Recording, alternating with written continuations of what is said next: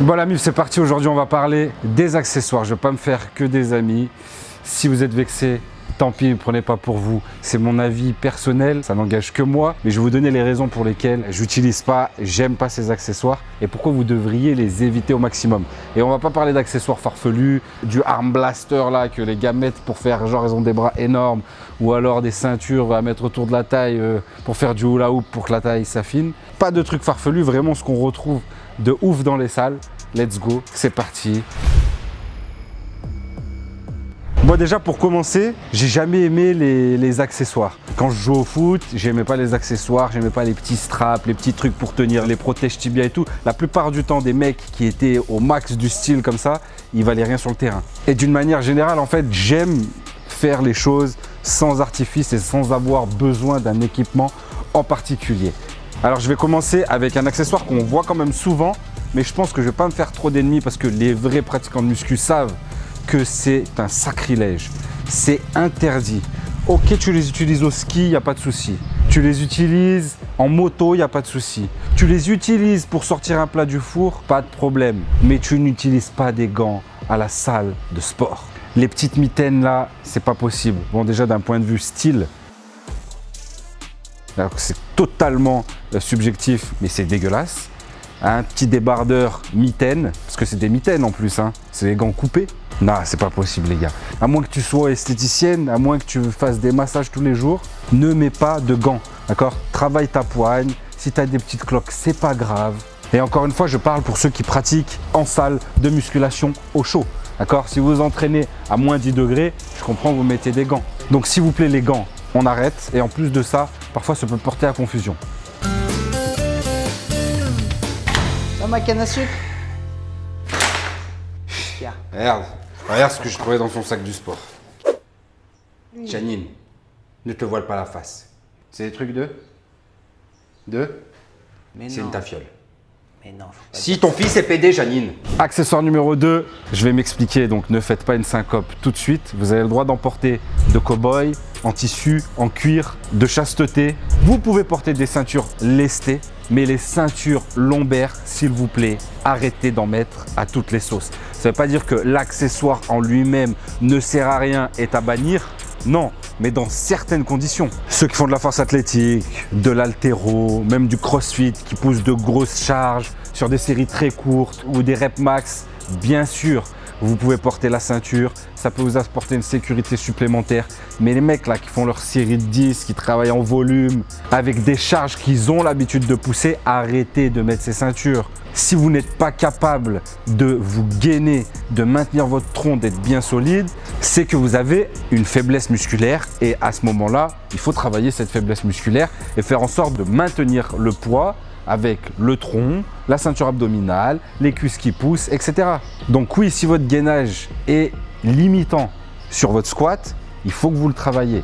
Si c'est pour faire de la compétition, ben vous n'allez pas vous enlever du matériel qui peut vous aider à avoir des perfs un peu meilleurs. Je parle vraiment des pratiquants réguliers de musculation qui vont pour la plupart du temps à la salle pour être volumineux, pour être fort, pour être esthétique, mais qui n'ont pas d'objectif de compète, qui n'ont pas de perf à faire spécifiquement ce jour-là sur une série très courte. Donc n'allez pas me chercher des exemples sortis du contexte et enlevez-moi ces ceintures, gainez-vous, travaillez votre gainage et faites ça sans ceinture. Et même les grands athlètes de tous ces sports-là qui utilisent en compétition des ceintures lombaires font des entraînements sans aucun artifice, sans aucun équipement pour se renforcer vraiment de manière totalement libre. Et bon, pour terminer, le pire, c'est vraiment pas la ceinture. C'est ceux en fait qui l'utilisent à tout bout de champ sur tous les exercices, même qui n'ont rien à voir. Ils vont faire les biceps, les triceps, ils gardent leur ceinture. Vous, je vous imagine comme ça.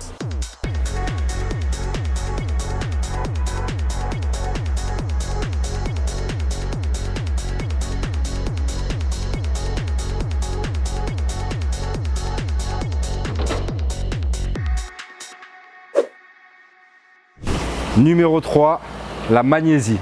J'aime pas. Voilà, c'est terminé. Merci, au revoir. Non mais plus sérieusement, ça en met de partout. Je parle de la magnésie en poudre là, ça salit tout. Quand vous êtes dans les salles de sport pour faire vos petites séries de 10 tractions au poids du corps, ne mettez pas de la magnésie encore une fois. Si vous faites des compétitions, que vous en avez besoin, que ça peut vous permettre d'avoir une meilleure perf à un moment donné, vous n'allez pas vous en empêcher. Et ceux qui se mangent des séries et des séries et des séries de traction et de muscle-up, etc. et qui veulent avoir un meilleur grip, bien sûr, si vous faites du street workout, du freestyle, même du street lifting ou du crossfit, enfin bref, vous m'avez compris, dans ces cas-là, ça n'a rien à voir. Mais les gars qui sont pleins d'équipements, qui sortent leur magnésie à la salle pour faire une série de 10 tractions, serrez un petit peu les doigts, apprenez à avoir une vraie poigne et vous ferez plaisir à tout le monde, notamment aux femmes de ménage qui vont nettoyer la salle de sport. Après, je voulais préciser, ceux qui mettent de la magnésie, vous inquiétez pas, je vous respecte beaucoup plus que ceux qui mettent des petites mitaines. Mais en fait, vous, je vous imagine comme ça.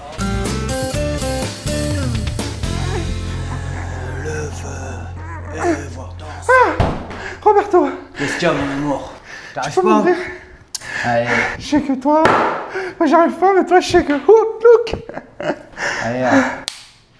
Ça t'impressionne à chaque fois, hein? Toujours. Souffle un peu.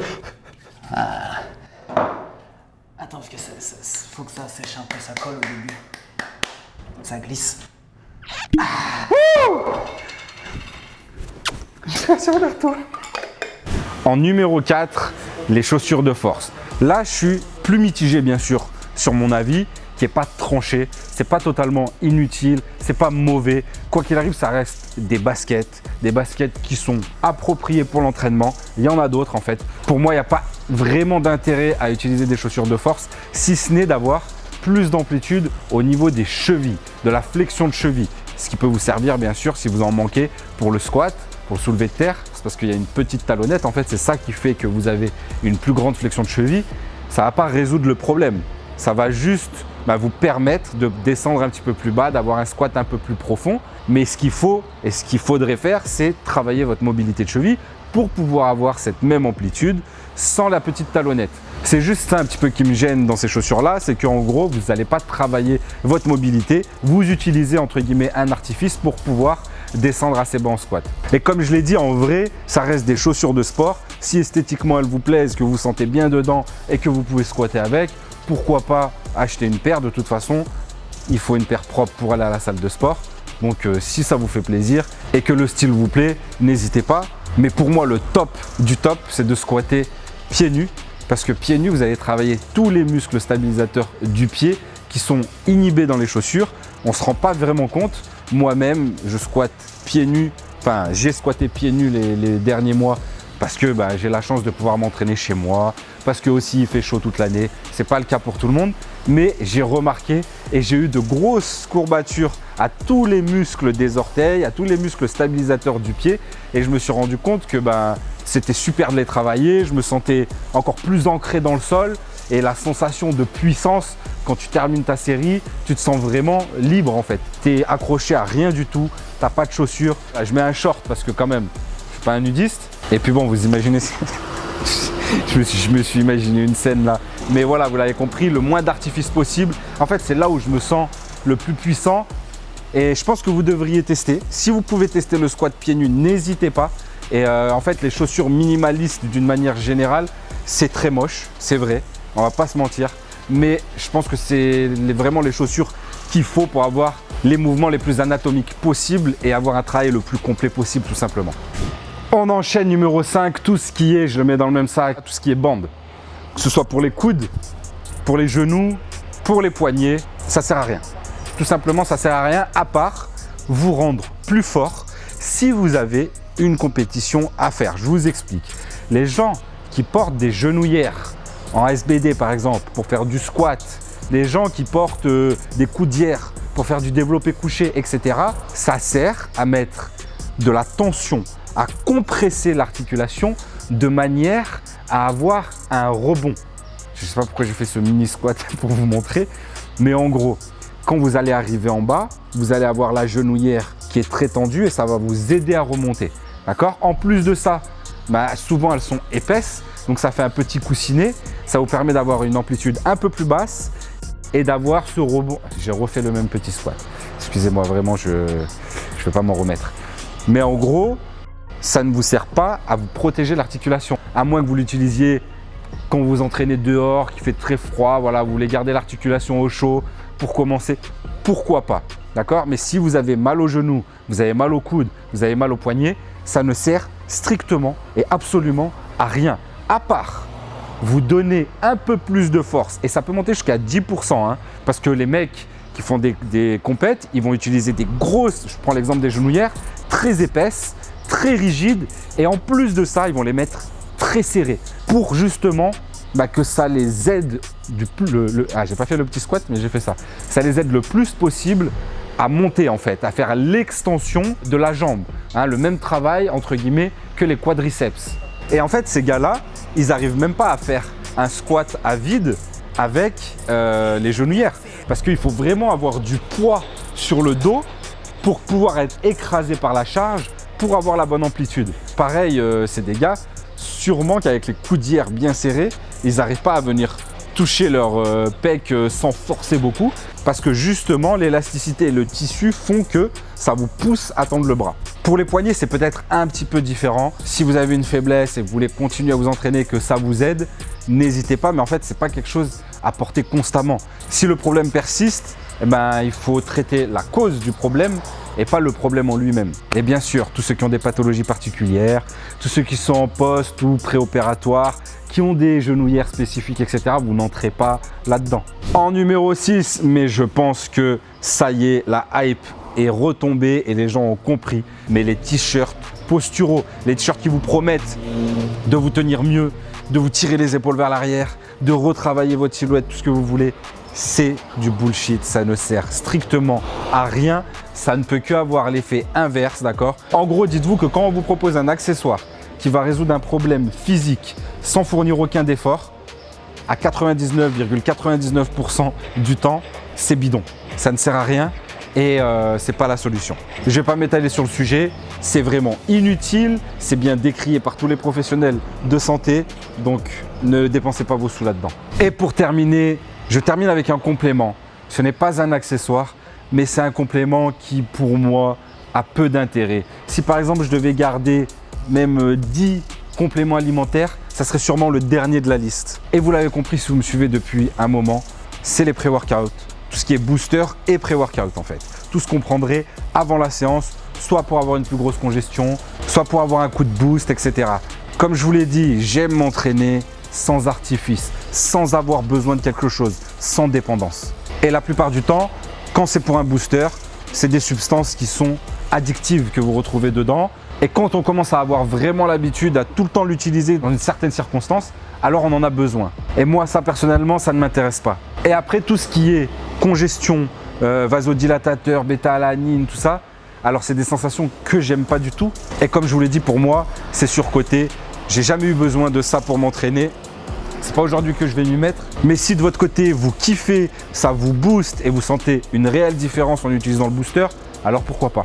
Et je dis pas que j'en ai jamais pris, ça m'est arrivé d'en prendre pour un shooting photo, parce que j'avais envie d'être sûr d'être congestionné à fond, ou alors parce que j'avais une perf à faire ce jour-là. Mais dans 99% du temps, je prends rien, parfois un café, sinon de l'eau et bien sûr mes aminos, mes acides aminés pendant l'entraînement. Et d'ailleurs, les compléments alimentaires, ça reste des compléments. C'est en plus d'une bonne alimentation, d'un bon training, d'un bon lifestyle. Si vous ne faites pas tout ça à côté, ça ne servira pas à grand chose de prendre des compléments. Et d'ailleurs, on l'a toujours expliqué dans nos programmes de transformation, que ce soit Apollon pour se transformer en salle de sport en 3 mois ou alors Wolf, et bien sûr les versions femmes c'est la même chose.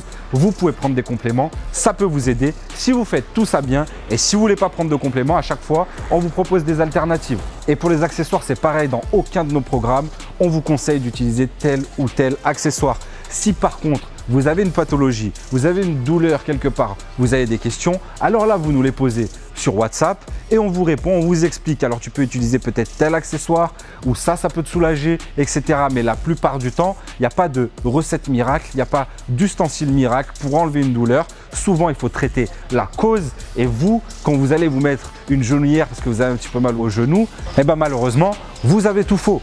Bien sûr, ce n'est pas de votre faute parce que le but des vendeurs de genouillères, c'est d'en vendre à toutes les sauces. Toutes les pharmacies en vendent, elles ne servent à rien, mais vous en vendent. Maintenant la MIF, dites-moi s'il y a des accessoires avec lesquels vous n'êtes pas d'accord. Je veux savoir en commentaire.